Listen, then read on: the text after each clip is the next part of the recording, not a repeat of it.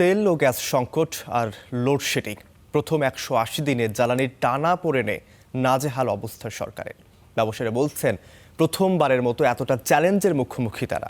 সংকট নিরসনে আগামী দিনের জন্য দৃশ্যমান কর্মপরিকল্পনার পরামর্শ বিশেষজ্ঞদের। ১৭ ফেব্রুয়ারি নতুন সরকার শপথ নিয়ে দায়িত্ব গ্রহণের পর ২৮ ফেব্রুয়ারি থেকে শুরু হয় মধ্যপ্রাচ্য সংঘাত।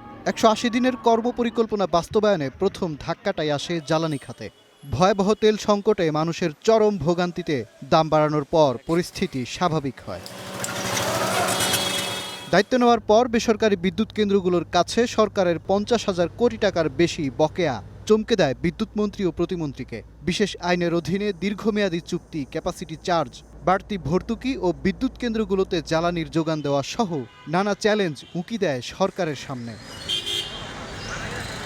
এদিকে দেশের গ্যাস সরবরাহের প্রায় ২৯% আসে এলএনজি থেকে। তবে মধ্যপ্রাচ্য যুদ্ধের ফলে বাড়তি দামে এই জ্বালানি আমদানি করতে হয়। এতে গেল অর্থবছর ভর্তুকি ৩ গুণ বেড়ে ছাড়িয়েছে ১৬,০০০ কোটি টাকা। এর মাঝে এলএনজি টার্মিনাল ক্ষতিগ্রস্ত হওয়ায় তীব্র হয়েছে গ্যাস সংকট। এমন পরিস্থিতিতে হুমকির মুখে শিল্প খাত। চরম ভোগান্তিতে পড়েছি। এই এত বড় ভোগান্তির মধ্যে আগে কখনো পড়িনি। সে ফিনিশিং করতে পারছে না গ্যাসের অভাবে, ফলে সে কিন্তু রপ্তানি করে ব্যাংকে যে ডকুমেন্টস দিবে সেই ডকুমেন্টসটা দিতে পারছে না। ফলে এখানে আমি যে শ্রমিকের বেতন দিব এটা একটা সংকট দাঁড়াচ্ছে। কারণ আমি তো টাকা পাচ্ছি না। দ্বিতীয়ত ব্যাংকের রিপেমেন্ট শিডিউল, ঋণের কিস্তি পরিশোধ, সেটাও বন্ধ, দেওয়ার কোনো উপায় নেই। তৃতীয়ত হচ্ছে বায়াররা এই সময় যেটা করছে যে এই পরিস্থিতিতে আমাদেরকে চাপ দিচ্ছে মাল এয়ারে পাঠাইতে। জ্বালানি বিশেষজ্ঞরা বলছেন, গত ১৭ বছরে ফ্যাসিবাদ শাসনে গড়া বিদ্যুতের কাঠামো ধ্বংস কিংবা তার বিপরীতে তড়িঘড়ি পরিকল্পনাও অসম্ভব। তাই বিদ্যমান কাঠামোকেই কাজে লাগাতে প্রয়োজন যথাযথ নীতিমালা। শর্ট টার্মের কোনো প্রোগ্রাম ছিল না, মিড টার্মের প্রোগ্রামও ছিল না। সুতরাং ইমপ্রুভমেন্ট তো তারা করার কথা বলে নাই, শুধু মুখে মন্ত্রীদের বালতুল্য, বাচ্চাদের মতো কিছু কিছু স্টেটমেন্ট আমরা দেখছি।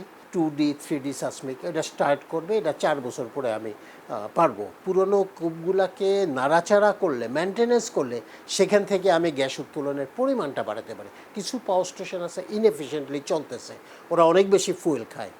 সেইগুলোরে ইমিডিয়েটলি ক্রাশ প্রোগ্রাম করে সবগুলো একত্রে ধরার দরকার নাই। প্রোগ্রাম করে করে করে করে সেইগুলোকে একটু মেনটেনেন্স করলে ঢাকাতেই আমরা ৫-৬ হাজার মেগাওয়াট সোলার রুফগুলোতে করতে পারি। তো গভর্নমেন্টের ইনসেন্টিভ এখানেই ছিল মন্ত্রীর দায়িত্ব। প্রথম ১৮০ দিনের চ্যালেঞ্জ থেকে শিক্ষা নিয়ে দৃশ্যমান পরিকল্পনা হাতে নিতে আবারও ১৮০ দিনের পরিকল্পনা নেয়ার পরামর্শ বিশেষজ্ঞদের। মাজহার মাহবুব, স্টার নিউজ, ঢাকা।